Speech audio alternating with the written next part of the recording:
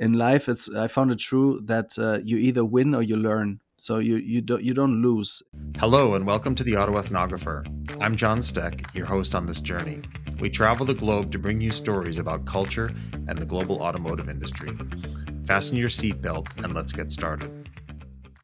Welcome to this week's episode of the Auto Ethnographer.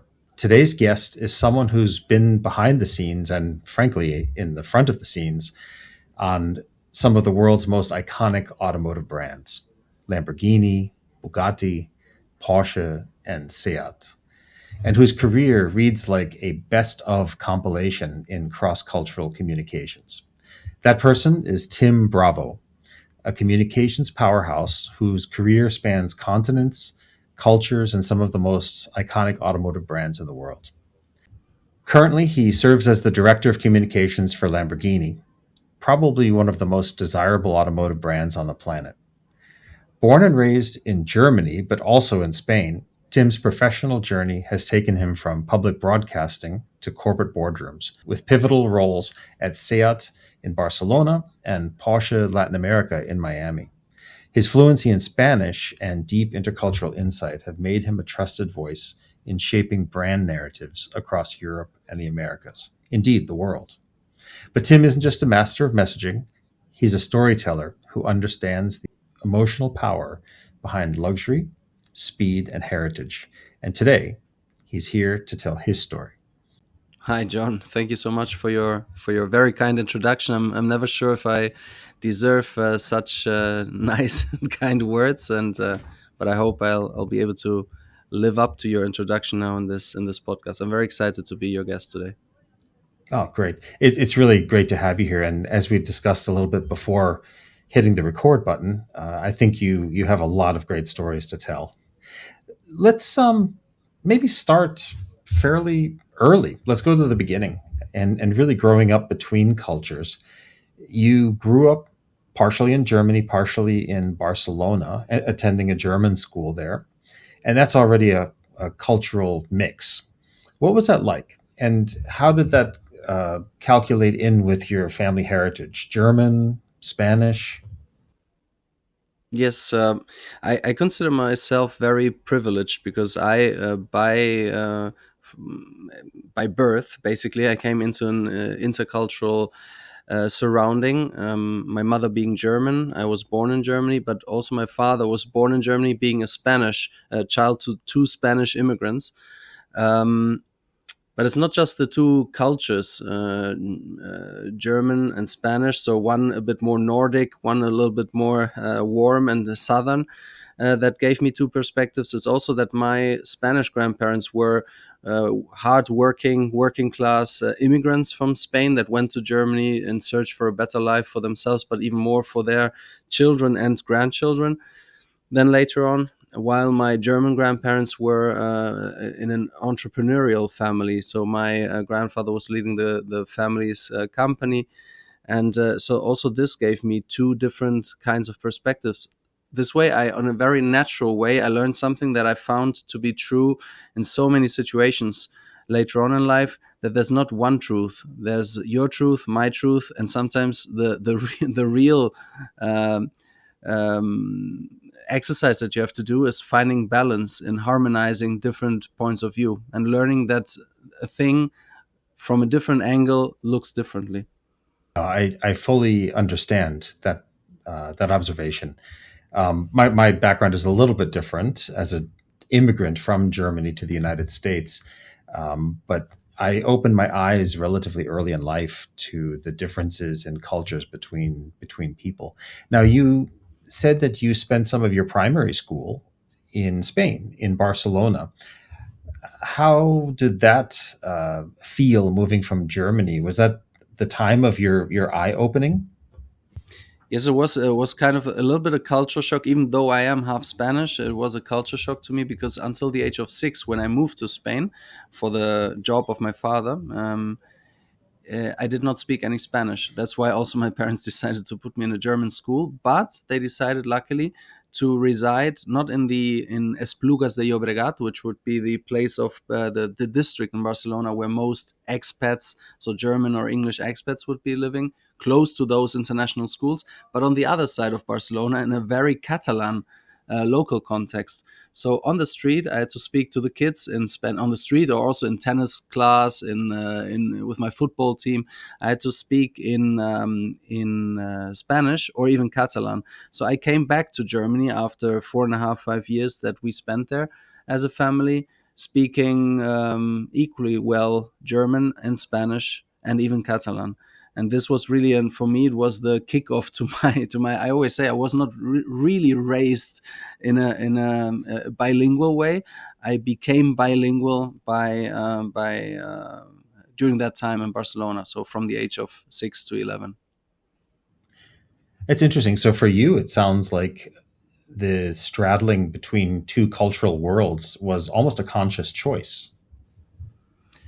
Yeah, it was a choice. Exactly, it was a choice then from my parents, or let's say choice. I know life has, as we will see when we talk about my career, life is something that you cannot plan always. No, you say life is what happens while you're making other plans, and this is something really, really true. My life has been like that. Whatever I planned, it came differently. But whichever door closed, another window opened. This is also, again, it's a cliche, but that I find to be very true. You always have to instead of planning ahead, you just have to give your best to always be prepared to be able to react to different scenarios. In this case, I was very young. I was not prepared for anything. I just took it as it came. Um, but I was I consider myself very privileged and very lucky to have had the family that supported me in this, or that gave me these possibilities that I had to grow up in a multicultural world. Because also when we went back to Germany, I don't know why, don't ask me why, my parents decided to put me in a bilingual school, but not bilingual German Spanish or German English, German French. So I ended up speaking French very well at the age of 18. My French was basically was better than than my Spanish, and better for sure than my English. So I ended up speaking then at the age of 18, 19, including Catalan, even 5 languages quite well. Over the time, then Catalan, I've lost it because I don't speak it that much. French has gone up and down in the quality.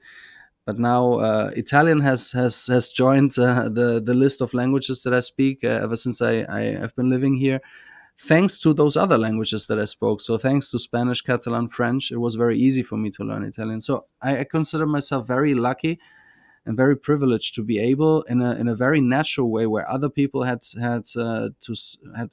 many struggles to learn new languages, or to get used to new cultures. For me, it's very normal to speak in the same day, or even in the same conversation, to switch between 2, 3, 4 languages. It's no problem for me, and that's not because I'm so intelligent. It's because I was so privileged. So that is a true talent, and it's fairly rare for people who are able to absorb language like that. You But mentioned it's the brain of a child works differently until the age of 5 or 6, especially. They're able to save information in a much different way, and they're like sponges. Like sponges. I see it with my son that also speaks several languages already at the age of 7 now. It's they're like sponges. They learn it in a very playful, very natural way. It's amazing to see. we'll have to catch up some other time then on how future language learning works for you and for me. I suspect it's more difficult now. That's true. Yeah, it gets more difficult with age, and in your case, with then different writings and different cultures, it's even more tricky, I imagine. So my languages are all in the same kind of alphabet and cultural context, so it's a bit easier. No, that's definitely a point. You mentioned earlier with doors opening and closing in life. One of the interesting ones is that your career, I don't know if it's coincidence or not, but it took you back to Barcelona, where you had lived before. How did that happen? Was it coincidence, or life really just threw you a twist? No, indeed, yeah, a little bit, call it coincidence, call it fate, whatever you want to call it. I was at that point of my life where I was working in Germany. I had the possibility to enter a more stable working contract as well. I was working for the first time in communications after some experiences working in broadcasting and other projects, but in the chemical industry. And my boss back then, who was very high ranking. I was like the still student worker, and he was part of the extended board. So I did not have much direct contact with him, but he had heard about my personal desire to move to Spain. And he said, "Look, I will give you a contract here in Germany. I can't offer you anything in Spain, but I've heard that you've done a good job, and I'm able to send your curriculum to a friend of mine in Spain." I thought this was at the Christmas party. I thought he was just being nice, and I thanked him for that. I obviously sent him my CV, and I actually ended up having a job interview at SEAT in Barcelona in the automotive industry. And yeah, as fate had it, this friend of his was his best friend, who didn't even interview me. His the third sentence of this job interview was, well, if you come recommended by my best friend, then you basically have the job. He offered me like the do. So in German, like we're very formal. We call people by a more formal way and by the last name. So he said, "No, I'm Dominic for you." And he became more than just a boss. He became my mentor. It was really fate. Yeah, was very positive to me in that in that moment, because it was a very important milestone of my professional career and life. So I ended up not just coming back to my second home, Barcelona, but I started a career that has now given me many opportunities, opened many more doors for me over the years. And I've been now with the Volkswagen Group for almost 15 years, have seen different countries, different companies. And again, I feel very privileged for everything that has been offered to me. That's fantastic. I love your story of going from chemicals to cars, because that's exactly the path I took as well. And I can tell you there was no turning back to No, chemicals. no, not really. So when you returned to Barcelona, how was that? Did it feel like a type of homecoming? And did you feel comfortable just sliding back into life there for a couple of years? Yeah, definitely. Well, when I had left Barcelona, I was 11 years old. When I came back, I was 27. So it was quite a different perspective in how you experience the city. But I had friends over there that took me into their house even for the first few months when I did not yet have my apartment. They're friends or old neighbors from back when I was a kid, but they have come to feel more like family than ex neighbors or friends. So yes, it was not really. I was not alone, even though I moved away from my family. I have a big family. I have four siblings. I'm the oldest, so it's I'm very family oriented and close to them. It was weird moving away from them, but it was still not moving away alone. I was with my second family, so to say. It was nice going back to Barcelona. It's a city that I have very fond memories of, and I will always carry it in my heart. Now, you worked for SEAT, and of course, that's part of the Volkswagen Group, which not everybody around the world knows. But how did you find that as a person who has grown up between the German and the Spanish cultures? Uh, was that something that really helped you in the work environment at SEAT, or was that really more of a Spanish or Catalan company? For me, my double citizenship helped me a lot in this case, because it was a Spanish brand that is also very proud of being Spanish or even Catalan, um, within the context of a German global but German automotive group. So I was able to switch very easily between the requirements of the group, of the stakeholders, and the reality that we had on the ground in Barcelona. So it helped me definitely. But yeah, all in all, it was a very, for me as well, a very very important time. Lots of learnings, lots of firsts for me, because I was not someone that had been looking for. I'm going to be brutally honest here. I had not been looking for a job within the automotive industry. I had not the huge passion since I was a child for cars. I grew into this and never wanted to get away from it ever again. In that time at SEAT, where I was working very closely to the designers, very closely to the engineers. I was their bridge to the, or became their bridge to the communications department. And this taught me a lot and prepared me for the path I took at all the other brands in the years to come.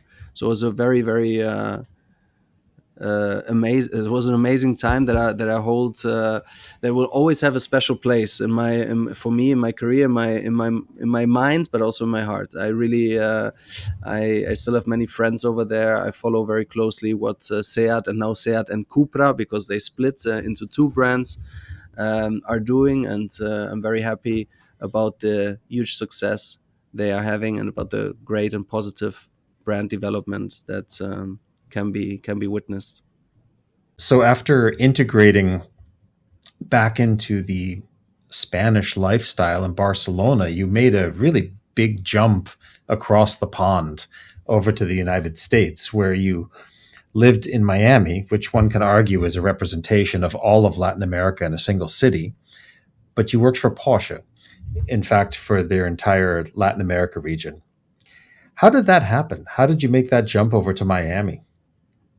Yeah, there was an intermediate step, a very small one, but so I was at SEAT back then. I was saying that I'm very happy about their success. I'm saying this also because we fought very hard for that success when SEAT was not successful. We were still in the red numbers and red figures back when I was at SEAT.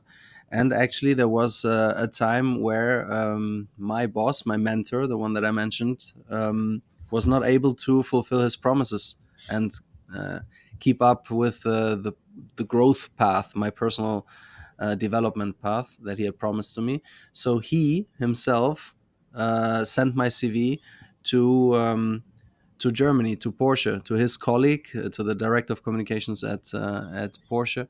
I got the job interview there. I got the job, and after 1.5 years only, Porsche had this opportunity, or had this need of covering the position of the regional communications manager for Latin America and the Caribbean.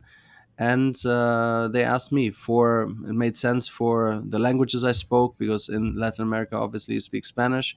In the Caribbean, you speak English or French. So yeah, they asked me if I was up for an adventure, and I said yes. Went to Miami and worked there for the Latin American office. And yes, as you say, Latin America is, or Miami is Latin America. Is sometimes I feel that, or I felt when I was living there, that Miami is more Latin America than it is America, than it is the U.S. It's if you speak only Spanish in Miami, you get along better with your life than if you only speak English. So this is a fact because many people, handymen that come to repair something in your apartment, or many of those people, they only speak Spanish, actually, which is something that was very unexpected to me. But it was a fun experience. It was a good time. Yeah. And how did that mesh together with Porsche, which is kind of the penultimate German engineering company in terms of the technology and Ordnung and process? How did those two fit together? How do you tie those off? Well, I have to admit that even though I'm German myself, but I come from Cologne, which is maybe the least typical cliche German region, the Rhineland, around Cologne. When I came to Swabia and to Porsche, it was a culture shock for me, coming from Spain to Swabia, because they're very German. They're very strict with the rules. They're very much focused on working, building their house and then being at home. So you're at work, you're at home. The first week that I moved to Stuttgart, I only knew one person, which was a friend, like a good friend of my best friend. And we went out for dinner to a restaurant. It was a Wednesday evening, and at 8:45 p.m.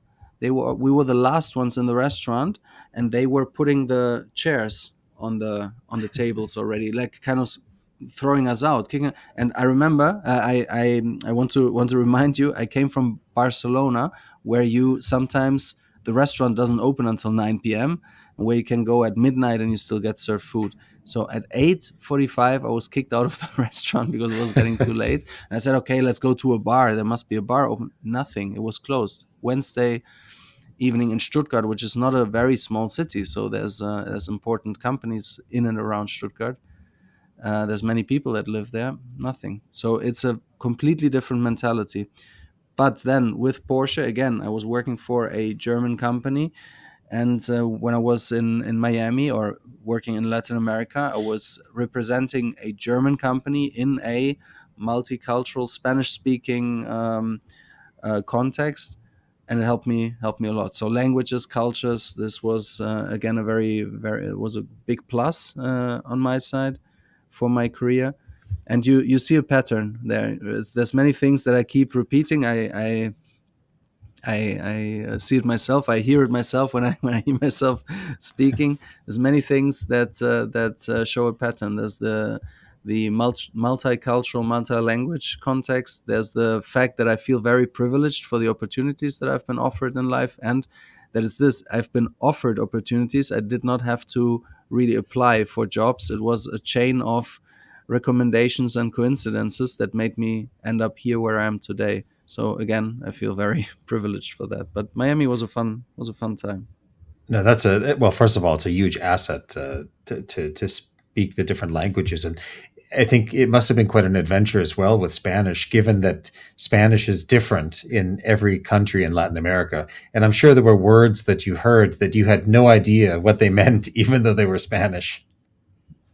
Yeah, you understand them by context, but it's very fun. It's a fun game as well. Or then it was for the first time, because when you live in Spain, it's the Latinos that are in Spain that are the foreigners. There, I was Spanish speaking, but I was the foreigner, and they made fun of my Spanish. In a joking way, but they made fun of my pronunciation, because it's the Castellano, the Spanish from Spain, is different in pronunciation and also in several words from the different Spanish versions in Latin America. No, that's it definitely causes some confusion at times, especially when you have, for example, we had Puerto Rican Spanish and Mexican Spanish, and that led to a lot of confusion at times. Yeah, it's also a fun story. We always had a Spanish intern. It usually, in the time that I was there, was always a girl, a woman, a young woman from Spain, and they changed every 6 to 12 months. They came from Spain to Miami to do the position of the intern for sales and after sales. And once I overheard the handover between one intern and the other, and they said, if you go to Mexico and you are cold in the evening, never ask for a jacket, chaqueta, what you would ask for in Spain, because in the Mexican slang, it's something sexual. So it's like it's a masturbation word for that. So it's, if you ask for that, it would be very weird. People would look at you very in a weird way, and I had to laugh so much when I heard this part of the hand. It was a serious conversation, because she said, "Really, if you go to Mexico, don't ask for a jacket." Okay, that sounds fun. So yeah, That sounds like good advice. There's exactly, but there's just a fun example of many where really a false friend in the languages then causes in this case fun situations, but it can also cause some problems if you use the wrong word in the wrong context without knowing so. How did that all translate then also, for example, into the communications and marketing, for example, because you have a certain style and approach, a more sober approach, talking about horsepower and torque and all of these technological components in a car, and yet there's usually a more emotional response in Latin America. How did those fit together? Did you have to even adapt yourself professionally, the way you talked and communicated about the cars? There's one thing that I'm not sure if I'm able to. For sure, I'm not willing to change my my own style. So I always say there's only one Tim. There's the professional and the personal Tim that blends into one. So I'm not acting when I'm out there, or I would have difficulties with that.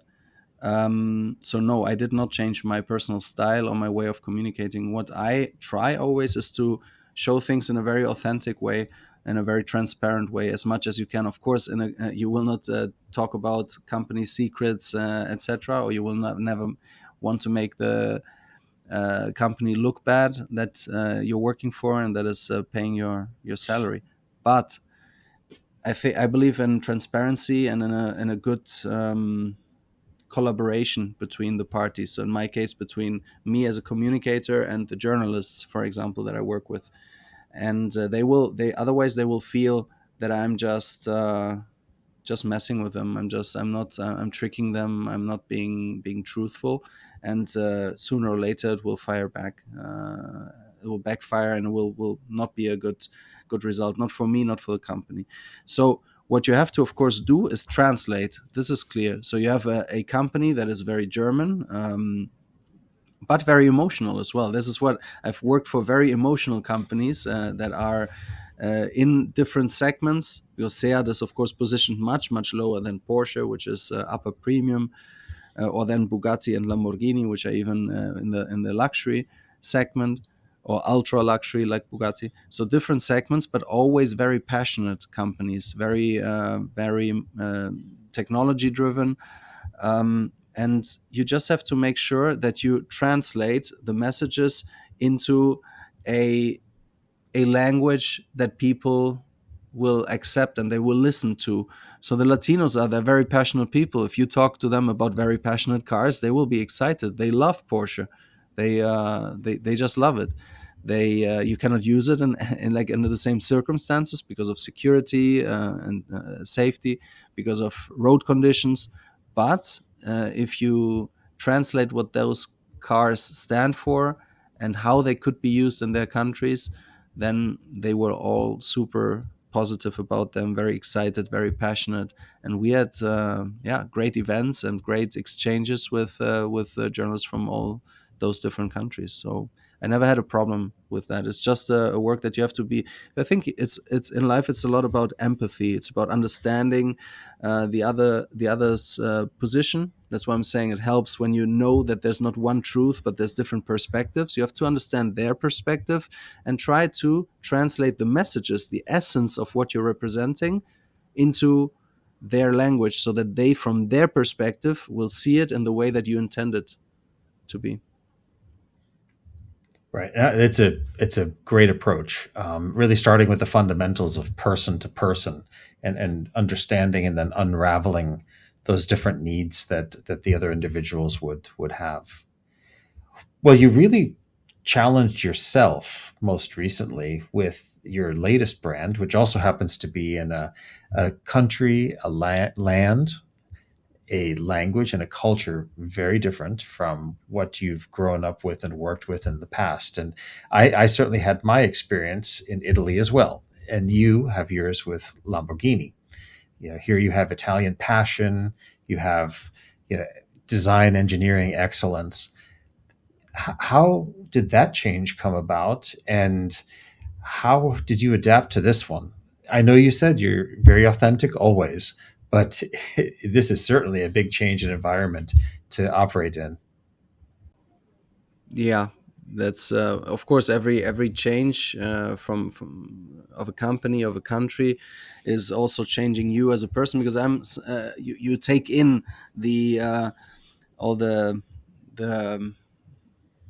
well, the surrounding that you have is stimulating you, and it's also changing you, of course, in a way. But I'm not actively seeking for any change of my personal personality. What happened was that after 3 years at Porsche Latin America, my contract had run out there. I would have been able to extend it for another 2 years, or to come back to Porsche in Germany, which I intended to do. But at the same time, then Stefan Winkelmann, the chairman and CEO then of Bugatti and now of Lamborghini, contacted me, and I ended up working for him at Bugatti for the first time, being in charge of the communications for the global communications for a brand. So for Bugatti, even though a small brand, but the global communications, which was an exciting project. That was quite a peculiar time because it was when the COVID-19 pandemic hit. So I'll always remember it Right. as well for all those yeah, very surreal sometimes conditions that we were living and working in. But when Stefan Winkelmann was asked to come back to Italy and to Lamborghini, where he had served as as the chairman CEO already for 11 years previously, he asked me to come with him, and I accepted that offer and challenge gladly. So again, I did not have to apply for the jobs. I was always by coincidence of fate that I ended up at the different places, and now here I am in Italy. And Italy, I have to say, so of course, is something that it's a country that I did not know. I had never been here on holidays, not living here, obviously. I'd just been here for work several times, but you don't experience really the country and the culture.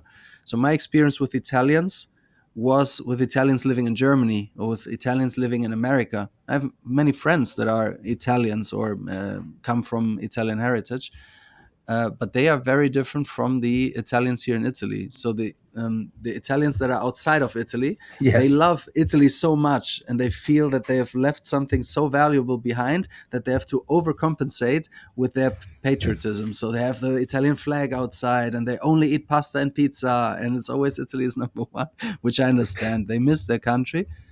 But when you come here, everything is a little bit more mellow, a little bit more smooth. So they still believe that Italy is the best. They know that they have the best food.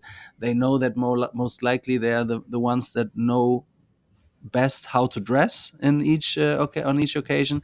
So, but they don't have to talk about it all the time. So it's a little bit more calmed I down. suppose if you're in Italy, you don't have to prove that you're in Italy.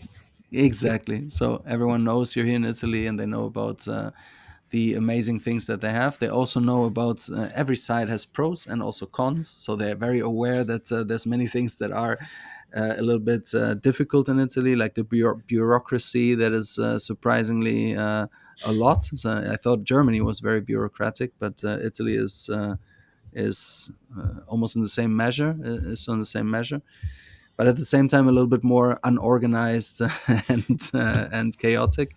So there's a lot of things that maybe don't work in Italy, but I have to say it's the first time that I really feel home ever since I left home back when I was living closer to my family. So I'm very happy here in Italy. It's an amazing What country, amazing culture. what makes it feel like that? If I may ask, that it makes you feel like home. Well, there's different factors. Of course, the what for sure plays a role is the stability that you have in life. So your personal situation that you in the countries that I was before, it was always I knew that it was just a transition, that it would not be forever. Now it's the first time that I could really see myself living here for a long time. Um, yeah, I'm happy on a personal level. I'm happy on a professional level. So it's really a stability that makes it feel, and stability plus in a surrounding that is very welcoming and warm. I think this is something that gives me the feeling of being home in the end. Oh, that's really great. It's wonderful when you find a place that feels so comfortable, even though you've never been there before. How does this all translate then into Lamborghini? It's obviously an incredibly Italian company with a very strong heritage. The name is clearly known around the world, but it's been owned by a German corporation for quite some time. Has that impacted the company, the local culture, or is it still innately Italian? It's a complex question. So first of all, Hmm. if it's Italian, I can. That's very easy. Yes, absolutely. So I can tell you from my experience that Lamborghini is more Italian than Porsche is German. So it's a very very Italian brand, and this I'm very happy about, because you feel when you go here into the production line, you feel the pride of people working here in the second generation, many of them, third generation, some of them even already. So it's amazing. The impact of the Volkswagen Group has been very important, though, nonetheless, without taking away from that Italian heritage, because it's a short history lesson now. It's 1963, Ferruccio Lamborghini founded Lamborghini, so 62 years ago. But he stayed in the company only for roughly not even 10 years. So in 72 he started selling. It went through in 74. So round about 10 years he was at the helm of the company. And ever since, the Lamborghini family is not in the Lamborghini company, in Automobili Lamborghini anymore. But ownership changed many times. So it was Swiss owners or Swiss French owners, it was Indonesian owners, American owners. Until then, the Volkswagen Group joined in or bought Lamborghini in 1998. And now for 27 years, so for not even half, but roughly half of our company's history, there has been finally um, consistency in leadership and one direction. I think this is very important for a company, that you have a clear direction. Not every decision might be right, because, but it's sometimes more important also to do a slightly wrong decision, that that but to not change the course, to stay steady in your course. You will lose less with that than by changing course all the time, like doing a zigzag. What could happen potentially when you continuously change not just management but even ownership. And has been the strength of Lamborghini: stability. You have many people in the board of management, or the extended board of management that I'm part of. We have many people. I'm kind of the newbie. There's many people that have been there for even in the board of management for more than 10 years, in the company for more than 20 years, or for roughly 20 years. So they are very very attached to the company, and for them the company is more than just their employer. And this identification of the people, even at the highest level of the, not just in the production line, but even at the highest level of management, is, I think, the great strength of Lamborghini. No, it sounds like you certainly have had stability when you said that Stefan Winkelmann went back following an initial tenure there as the CEO. It sounds like there certainly is stability. And with him being German, and being able to be a bridge between the local culture in Italy back to Germany, it makes a lot of sense. He's the person that has been at the helm of the company for the longest time in the history of the company. So because he spent 11 years, 2005 to 16, and then late 20 until now. So it's 16 years roughly that he's been the chairman and CEO of Automobili Lamborghini. And yeah, with a little break of 4 to 5 years, where the Volkswagen Group had other plans for him.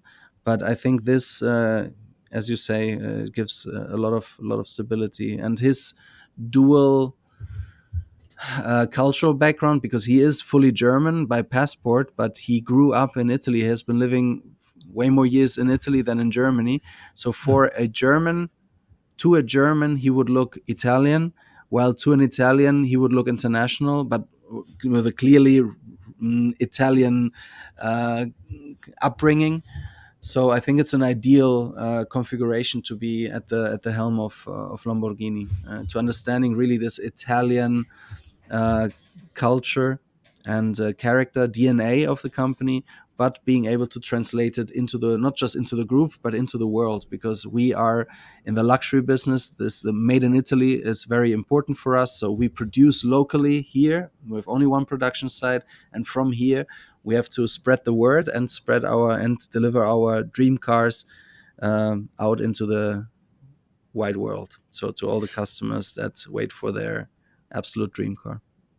Well, I can confirm for you that here in Bangkok, Thailand, I can see them and hear them on a regular basis on Sukhumvit Road in downtown.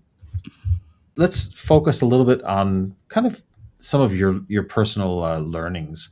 Um, you've had to adapt to these different cultures personally and professionally. Are there any times during these many transitions where you had things that didn't go quite as planned, some like misunderstandings or failures, other than the jaqueta, missteps that taught you something valuable? I speak in many common places, I guess, in this podcast interview. But in life, I found it true that you either win or you learn. So you don't lose if you deal with the situation with authenticity and honesty, and then people will forgive you mistakes, especially when it's a cultural mistake. Especially if you, because I always tried to to understand the locals, to not think, okay, I'm the German that comes from a, like, that Porsche is sending to Latin America, so I know best what Porsche is about. No, I have to deal with the people that I want to talk to, so I need to understand their perspective. And if you have this approach and this attitude, they will forgive you if you don't always uh, yeah make the right choices, or choose the right words, or so they will be very forgiving. I found in at Bugatti, I tried to speak French. My French was quite rusty back then. I remembered a lot, but it was quite rusty. But I really made an effort to speak French to them, even though they, most of them, spoke perfect English or even German. They appreciated the effort. Here in Italy, I tried immediately to learn Italian, which of course the language has helped. The other languages that I spoke, they helped me learn it even faster. But people appreciate the effort, not just of learning the language, but of understanding them, their heritage. It's not that you're the new guy that comes and says, "Okay, now I'm in charge. I'm going to change everything." It's like not appreciated if you have this approach, and then they will not be forgiving. I think if you show empathy, and um, if you're humble, you have to be humble in life. Then people will be much more forgiving, and you will be able to really turn mistakes into learnings. So there's no loss, but there's a learning. I think this is fantastic advice for anybody who's currently living in a culture outside of their own, or who's even considering doing something like that. No, thank you for sharing that. I suppose that's probably what you attribute a lot of your success towards, is that humility and having the curiosity and the empathy. Is there anything else that you credit your success to? Fate was one of the things you brought up many times.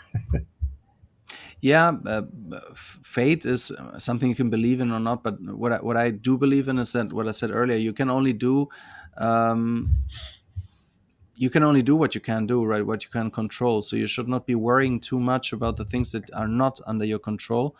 Is Because otherwise it's a waste of time. There's this famous phrase. I think they read it at the beginning of the AA meetings in the US. Is God, give me give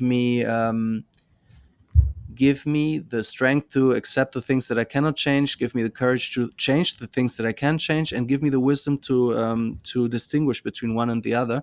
And I think this is very. I paraphrased. I don't know if I if I had it right there, but Right. but the that's the thing. You don't have to waste your resources or energy on the things that you cannot change or you cannot control, but really just prepare yourself as best as you can for whatever life throws at you, because there will be curveballs, there will be problems and challenges, and you can only then react to them. So you cannot always plan in a proactive way your the path that you will have in life, because you don't know what life has as a surprise for you down the road. Positive surprises, negative ones, and you just can take it as it comes and react to it, make the best of it, and move on. There's been a lot of problems, obstacles, challenges in my life, personally or professionally. And they've tested me as well. So, but it's a choice then that you have to make if you want that to define your life, or if you want to then shape your own life in the way that you want, under the conditions, with the cards that life has dealt you. So it's a choice. You have to try to stay as positive as you can, as energetic as you can, and move forward. Right? There's only one life. Make the best of it. That's kind of the thing. And for that, yes, what you mentioned is true. I believe in a lot in empathy and in humility, and in being humble, in knowing where you come from, not forgetting where you come from, and then also not judging people by their looks, by their whatever. You have to get to know people in order to. Everyone has fought a battle that you know nothing about, and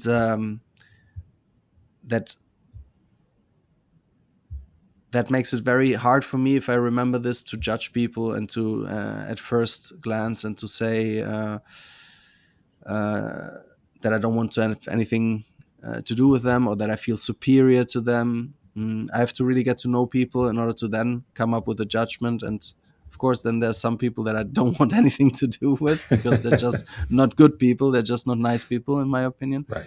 But you have to really get to know them first before you make that judgment call.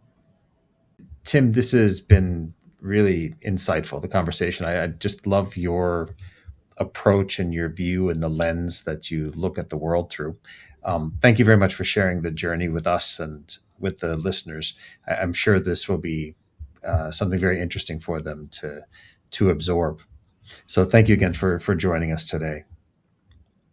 Thank you, John, for having me. I hope it was really interesting and not too boring. Of course, when I talk about my life story, I don't think that it is so special or exciting, but because I've been living it, and I have been talking about it very often. So it's I can't listen to it over and over again. But I'm very happy that if you say that it's interesting enough to be a guest here on your podcast, it's something that is that I appreciate very much, and I'm very happy to hear that. So thank you again for this for the invite, and all the best for you and your podcast. I appreciate that. Thank you very much, Tim. And for those tuning in today, I hope you enjoyed the episode.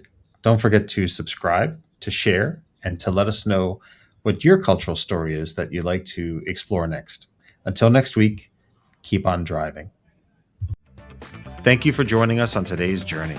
Please remember to like and subscribe to the Auto Ethnographer, and leave us a rating or comment. For more information, visit our website at auto-ethnographer.com. You can also follow on Instagram, Facebook, and LinkedIn.